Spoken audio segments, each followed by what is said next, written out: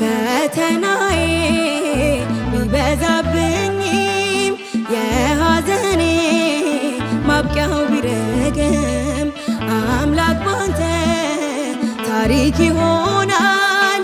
የደስታ ቀን ለኔም ይመጣል። አንተ አትሳሳትም በስራ ፍጹምና መልካም አባት ነህ።